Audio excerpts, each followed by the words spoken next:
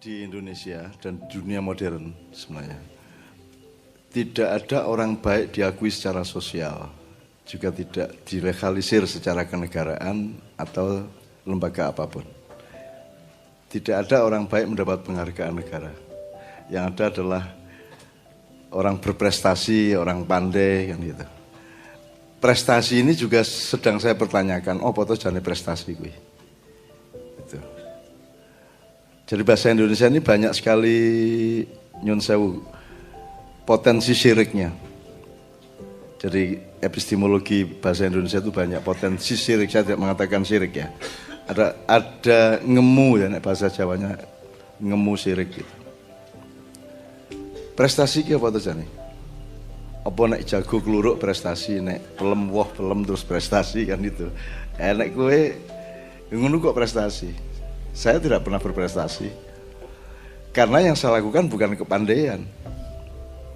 Dan saya agak gelisah kalau teman-teman itu ngarane aku pinter loh. Rada gelisah. Kok aku iki ora apik to apa ya? Aku berusaha dadi wong apik ning ora tahu diperhatikan karo wong, selalu sing delok pintere kan gitu. Itu sudah menjadi mindset utama kita. Jadi orang baik di Indonesia diakui oleh pribadi-pribadi. Oh, dia orang baik. Tapi dalam pergaulan sehari-hari. Tapi secara sistem, secara institusi tidak diakui. Tidak ada penghargaan kepada orang baik. Jadi negara kita ini hidup dalam satu sistem yang memang tidak menjunjung kebaikan. Satu ya.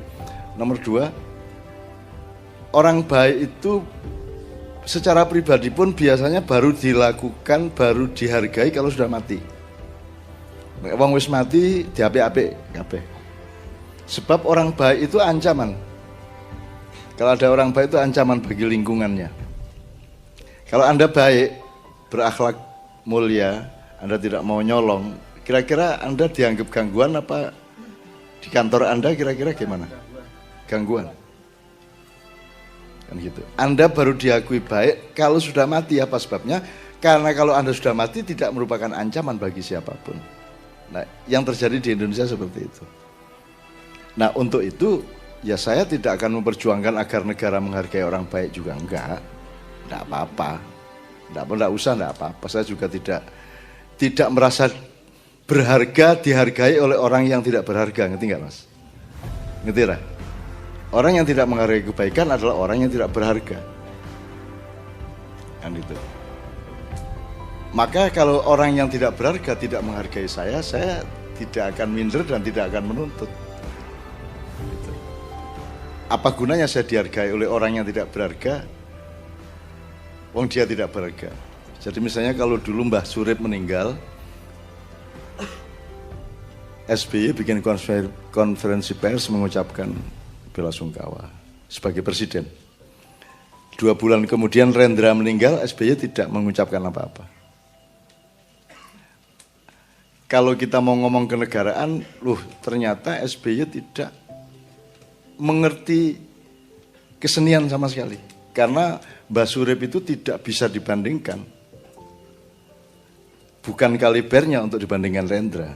Rendra itu seniman internasional yang kalau ngomong prestasi beneran. Dan berpuluh-puluh tahun sampai akhir hayatnya dia berkesenian.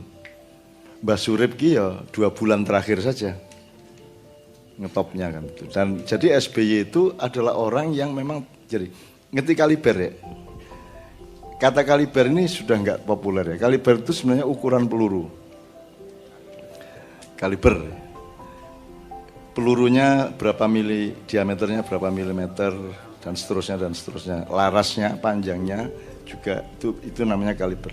Nah, manusia harus punya kaliber. Kowe iki nek iso rudal, kowe iki aja ming pistol ngono lho, gitu kan. Pistol pun harus kaliber tinggi gitu. Nah, karena beliau Presiden SBY tidak menghargai Rendra, tetapi dia menghargai Mbah Surip, ya saya anggap dia memang dia tidak punya kaliber. Dia bukan orang yang punya kaliber. Jadi saya juga tidak akan menuntut supaya dia menghargai Rendra. Apa gunanya Rendra dihargai oleh orang yang tidak punya kaliber juga? Kan gitu.